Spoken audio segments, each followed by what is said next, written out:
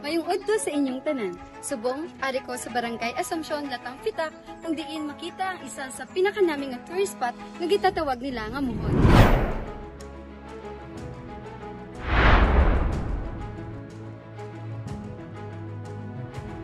Subong, ari ko sa Barangay Assumption, Latang Fitak, kung diin makita ang isa sa pinakanaming nga lugar nga ginatawag nila nga Muhon.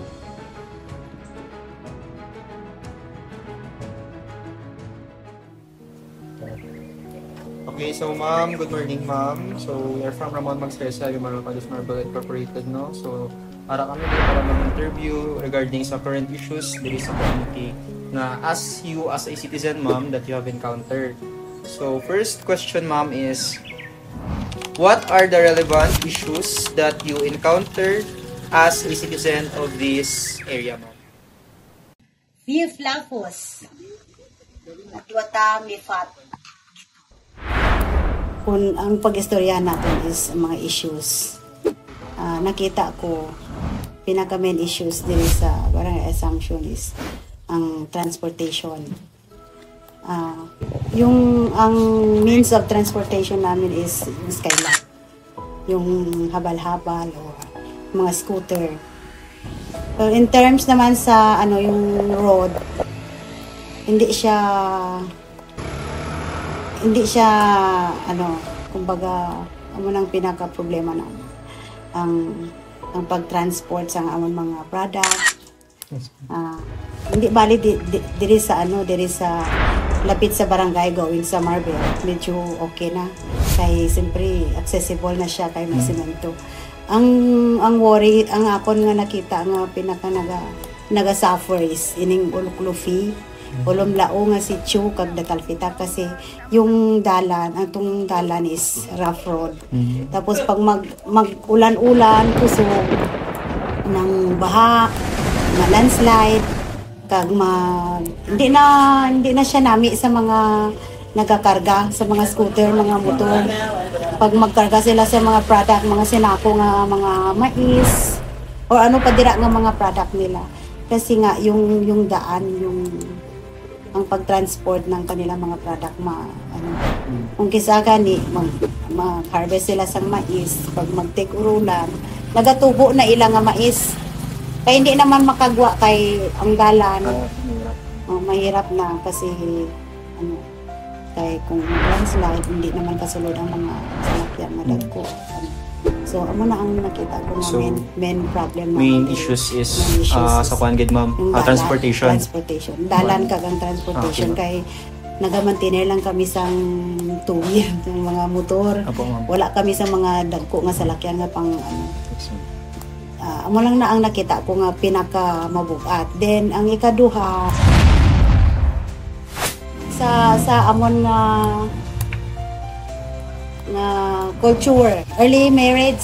Okay ma'am. Subong wala na kayo early marriage pero ang mga bata namon do kadali na lang mamana kay hindi ko wala nang factor kung sa family ba or sa choice nila. Sa choice nila kay kung basihan mo ang sanguna, mas pasalamat pa ko tong sanguna nga mga kuan namon kay hindi ka basta-basta mga sawa o mamana kung wala approval ang ginikanan. So obedient ang mga bata sanguna. Pag magambal ang ginikanan nga amo ni pamanahon niya gid na. Last question is ni mga issue ba nga na-encounter mo ma'am as citizen diri sa inyong city ma'am? Para sa imo ba ma'am, need ba siya i-address? So ang first is ma'am tong sa dalan. Yes. So para ba sa imo ma'am is need ba siya i-address? Actually nang dugay na namon ini siya nga ining main issue nga ni sang una pa na. Pero sa subong siguro gipamatian ni Lord ang mga yung desire ng heart ng mga blaan. Yes.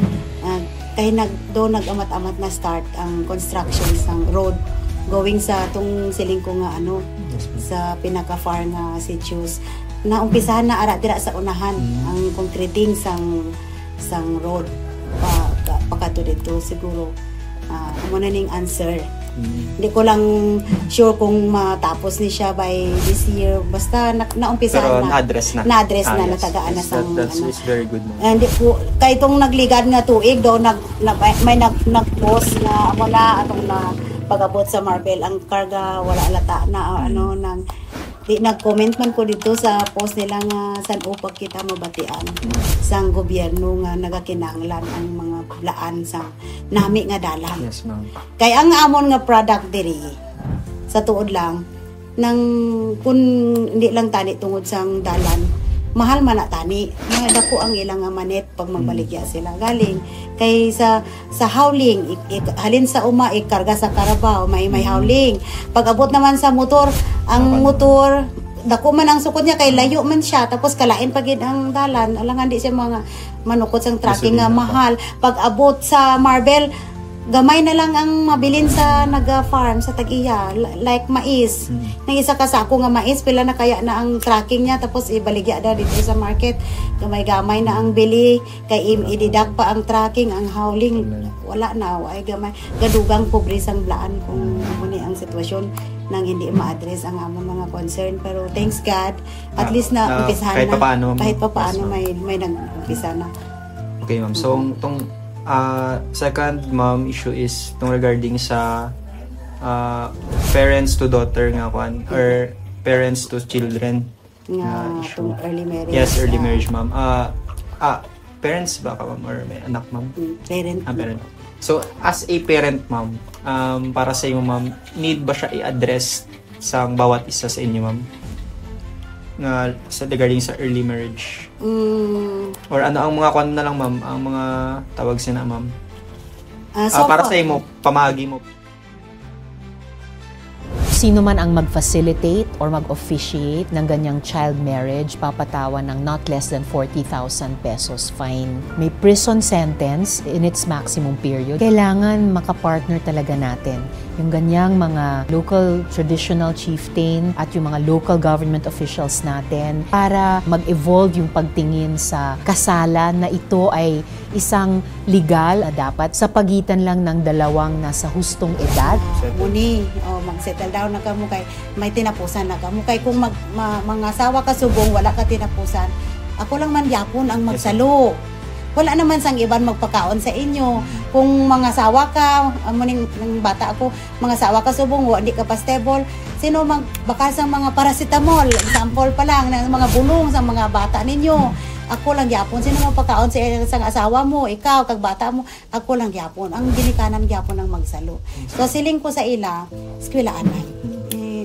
I-emphasize, gina-emphasize ko gid nga unahon na eskwela kay kung makatapos kamo pag gusto na kamo sino piliun yun di man ta mapili sang mapangasawa nyo nga may kaya kay wala man taya kaya di ba kung pasagdan mo sila hindi ka nang padayon bala nga naga-remind so amo gid na ang malangtan nila pero kag may backup gyapon ang subong nga nga mga generation kay ining government nato di ba nagkuan sila sang lagi nga atong mga bata nga paasawahon below 18 kasuhon nila ang ginikanan.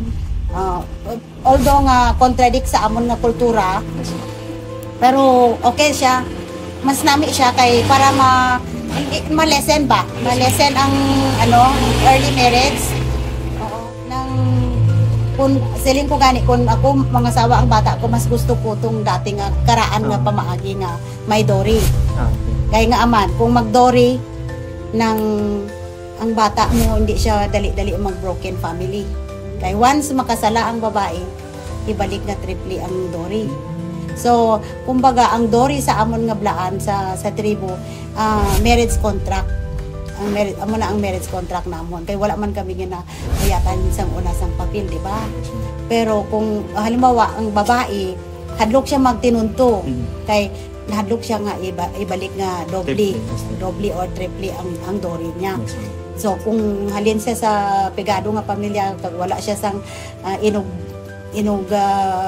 dito sa dori niya kung nagtinunto siya hadlok siya hindi na siya maghimo sang mali o dira kag isa pa naga pa dori ang mga bata ga pinagusto na lang.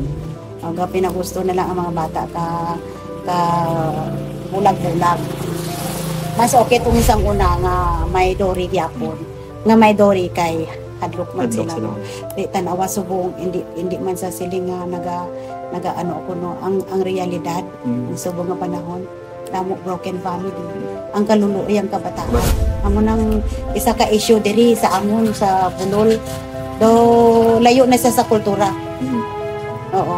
Pag gusto lang tana sila yung mga asawa, mamana kay do hindi na gina kuan to value na tong karaan naman nga ano nga para sa ako nami to siya tani ipadayon hindi lang pagpatamaan. Yes, ma'am. Nang tama-tama lang nga makaya amo na tani ba ti tanawa subong damo sang broken family kay wala nila gina-value ang ang family. Oh, ang kaluluoy permi ang kabataan.